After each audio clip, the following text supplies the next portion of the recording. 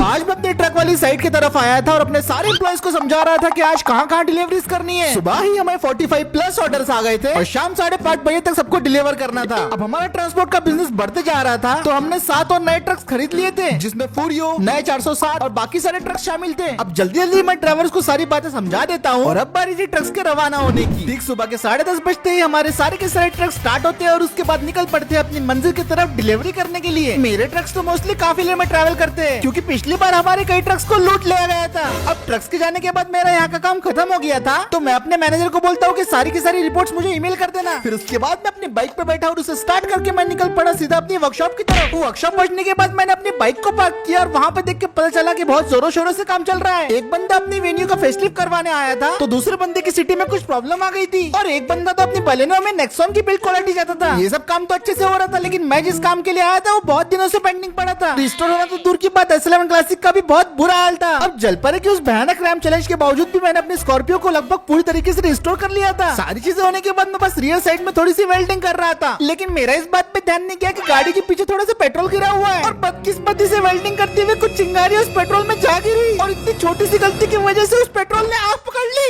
और इस वजह से मेरी स्कॉर्पियो क्लासिक जो अभी बस रिस्टोर होने ही वाली थी, वो आग पकड़ती है और धू करके जलने लगती है। देख के मैं काफी घबरा गया था और इससे पहले कि मैं कुछ कर पाता मेरी गाड़ी के अंदर एक ब्लास्ट हो जाता है और मेरी स्कॉर्पियो में मैंने जितनी मेहनत की थी वो सारी की सारी मिट्टी में मिल जाती है। अब वो तो मैं सही टाइम पे फायर एक्सटिंग्विशर लेके आया, वरना मेरी सारी की सारी वर्कशॉप जल के खाक हो जाती। लेकिन स्कॉर्पियो पे जितनी मेहनत किया था वो तो बर्बादी हो गई थी और ऊपर से मैं इसके फिर से पार्ट्स ऑर्डर नहीं कर सकता था, क्योंकि S11 क्लासिक की स्पेयर पार्ट्स का काफी ज्यादा शॉर्टेज है। तो मैं इंतजार करने के सिवाय अब और कुछ नहीं कर सकता था। अब जब मैं अपने S11 क्लासिक से ध्यान हटा के अपनी कैबिन की तरफ जा रहा था, तभी मैं देखता हूँ कि वर्कर लोग अपने कंप्यूटर पे कुछ देख रहे हैं। अब मैंने सोचा कि ये लोग इतने गौर से क्या देख रहे हैं, तो मैं भी वो देखने लगता हूँ। तो वो कुछ इस तरीके का ऐड था। तो दर्शकों, पहली बार होने जा रहा है दुनिया का सबसे बड़ा मुकाबला। क्या आप अपने आप को समझते हैं काबिल और जीतना चाहते हैं पूरे 5 करोड़ रुपए? तो आइए हमारे साथ इस टूर डे वर्ल्ड में शामिल हो जाइए। टूर डे वर्ल्ड एक इकलौती ऐसी रेस है जिसमें आपको पूरी दुनिया में घूम के अपने आप को साबित करना होगा। और एक बात ध्यान रखिए, ये कमजोर दिल वालों के लिए बिल्कुल नहीं है। रेस में पार्टिसिपेट करने की आखिरी तारीख 20 जून है, तो जल्दी से पार्टिसिपेट कीजिए। नियम और शर्तें लागू। ये सुन के मैं बहुत ज्यादा खुश हो गया था। तभी मेरे टीम मेंबर्स मुझसे बोलने लगते हैं, भाई आपको इसमें हिस्सा लेना ही चाहिए, आप पहले बहुत रेसेस किया करते थे। अरे भाई अभी कैसे हिस्सा लेंगे, लेकिन इनकी तो स्कॉर्पियो जली पड़ी है उधर। बात तो इनकी सही थी, लेकिन अब इस मौके को मैं किसी भी तरीके से अपने हाथों से जाने नहीं दूंगा। तो मैं उन्हें बोलता हूँ कि भाई लोग फिक्र मत करो, इस रेस में मैं हिस्सा भी ले रहा हूँ और उसके लिए मेरे पास एक बहुत जबरदस्त प्लान है।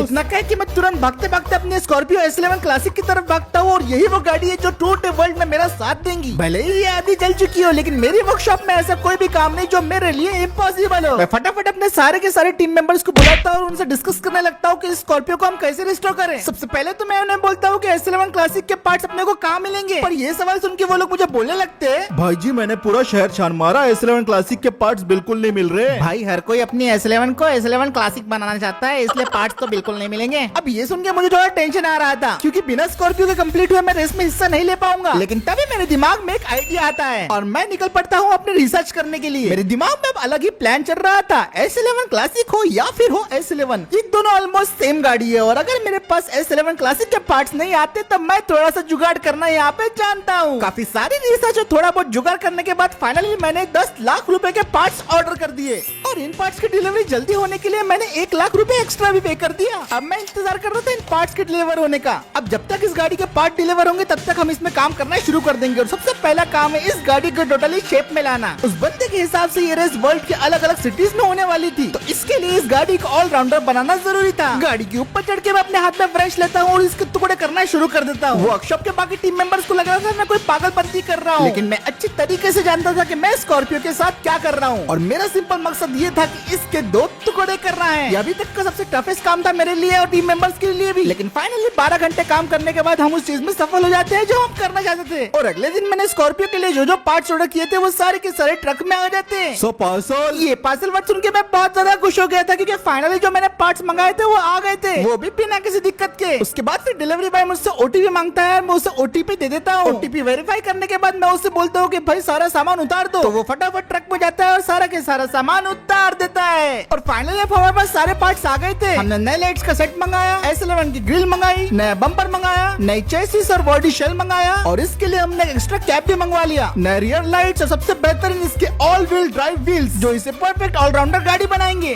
पार्ट्स तो सारे आ गए थे, लेकिन सबसे टफेस्ट चैलेंज था इन पार्ट्स को अपने S11 क्लासिक में फिट करना। आसान तो नहीं था, लेकिन नामुमकिन भी नहीं था। तो हम सब मिलकर इस काम को शुरू कर देते हैं। सबसे पहले तो बेकार S11 क्लासिक के पार्ट्स को हटा के अपने नए वाले पार्ट्स लगा देते हैं। S11 क्लासिक का रियर तो पूरा बर्बाद हो चुका था, जिसकी जगह अब एक नया रियर लगने वाला था, और ये हमारी गाड़ी को टोटली नया लुक देने वाला था। अब हमारी स्कॉर्पियो भी मैक्सिमम न्यू पार्ट्स लग चुके थे, लेकिन अभी ये बीच में से आधी कटी हुई थी, जिसकी वजह से काफी अजीब भी लग रही थी। लेकिन अभी इसके ऊपर कैप लगने वाला था। अब क्योंकि मैं इतनी बड़ी रेस में हिस्सा लेने जा रहा हूँ, तो मुझे जरूरत थी एक बहुत ही बेहतरीन इंजन की, जो कि पूरे 3 दिन लगा के हमने रेडी कर लिया था। इसको हमने स्पेशली अपनी स्कॉर्पियो के लिए ट्यून किया था, और फाइनली हमने इस इंजन को अपनी स्कॉर्पियो में फिट कर दिया था। अब हमारी नई नवीली स्कॉर्पियो का लुक आने लगा था, और ये बहुत ही ज्यादा बेहतरीन दिखने वाली थी, और मैं इसके फाइनल रिजल्ट का इंतजार कर रहा था। मैक्सिमम काम तो इसमें हो चुका था, तो अब बारी थी इसके अंदर नया पेंट करके इसके अंदर नई जान डालने की।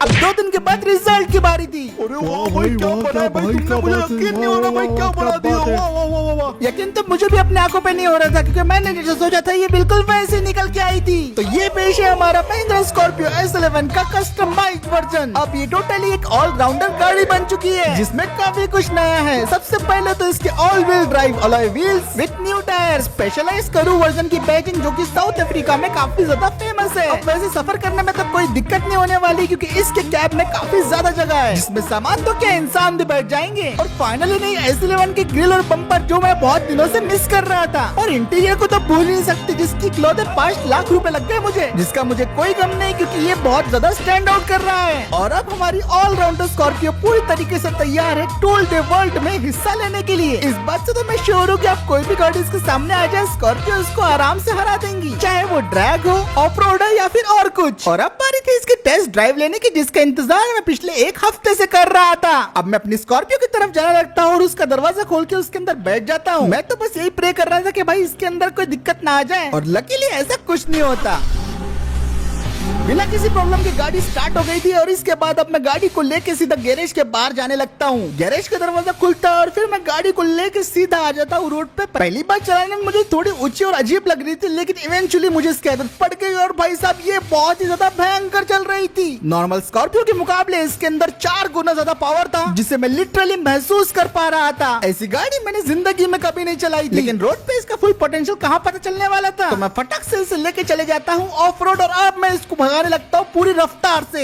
और ऊपर खापर रास्तों पे पता चल रहा था कि भाई ये क्या चीज है। मैं दावे से कह सकता हूँ कि अभी पुरानी स्कॉर्पियो से बहुत ही ज्यादा पावरफुल हो चुकी है, और अब ये फॉर्च्यूनर जैसी गाड़ियों को भी पछाड़ सकती है ऑफ रोडिंग में। और सिर्फ इतना ही नहीं, इसकी कंट्रोलिंग और हैंडलिंग काफी ज्यादा स्मूथ हो गई थी, जिसकी वजह से मैं इसे कैसे भी रास्तों पे आराम से कंट्रोल कर पा रहा था। और सबसे बढ़िया बात तो ये थी कि इसके अंदर बॉडी रोल बिल्कुल 0 था, बिल्कुल ना के बराबर, जिसकी वजह से ये ऊंचे से ऊंचे पहाड़ों चट्टानों पे आराम से चढ़ जा रही थी, और कॉर्नर्स पे बिल्कुल खतरा नहीं था कि भाई गाड़ी पलट जाएंगी। मैं रेतीले रास्तों पे भी अपनी गाड़ी को फुल एक्सेलरेटर में भगाया जा रहा था, लेकिन गाड़ी पूरी तरीके से मेरे कंट्रोल में थी। और इस गाड़ी को 10 मिनट तक चलाने के बाद मैं कंफर्म था कि भाई मैं रेस के लिए पूरी तरीके से तैयार हूँ, तो मैं सीधा निकल पड़ता हूँ रेस में अपना एडमिशन कराने के लिए। तो इसी के साथ आज का वीडियो यही खत्म करते हैं दोस्तों। वीडियो पसंद आया तो लाइक शेयर सब्सक्राइब जरूर कर देना। 10,000 लाइक होते इस वीडियो का नेक्स्ट पार्ट आ जाएगा, और मैं मिलता हूँ आपसे अगले वीडियो में।